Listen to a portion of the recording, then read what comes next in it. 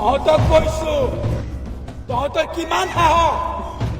কি ভাবিলি তহঁতে এজন জুবিন গাৰ্গক হেক কৰি দিলে সকলো হেক হৈ যাব?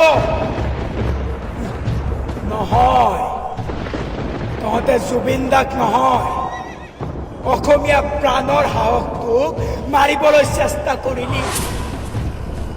ছিংগাপুৰৰ সেই পানীৰ মাজত কিহৰ খেল খেলিছিলি তহঁতে? পইচাৰ বাবে, ক্ষমতাক খোজ কৰিবলে। তহঁতৰ দৰে 2 টকীয়া স্বাৰ্থপৰৰ কাৰণে আমাৰ সংস্কৃতিৰ এজন মহান শিল্পী শেষ হৈ গ'ল। তহঁতে পাহৰিলি নেকি? জুবিন দা আছিল অসমীয়া ডেকাৰ হেংদাম। তেওঁৰ মাতটোৱে আছিল প্ৰতিবাদৰ তীক্ষ্ণ ধাৰ।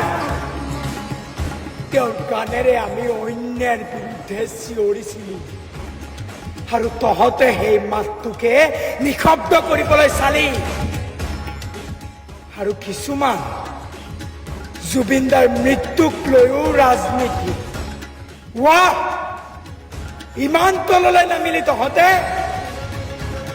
শুনি ল, জুবিন দাক শেষ কৰি তহঁতে কোনো মতে হাৰি যাব নোৱাৰ। তেওঁৰ প্ৰতিটো শব্দ, প্ৰতিটো সুৰ এতিয়া আমাৰ বুকুৰ জুই হৈ ওলাই আহিব। জুবিনদাৰ নামত, জুবিনদাৰ গানেৰে আমি তহঁতৰ মিছা মুখা ফালি দিম। সেই মাটিৰ মানুহে বিশ্বাসঘাতকক ক্ষমা নকৰে, নকৰে।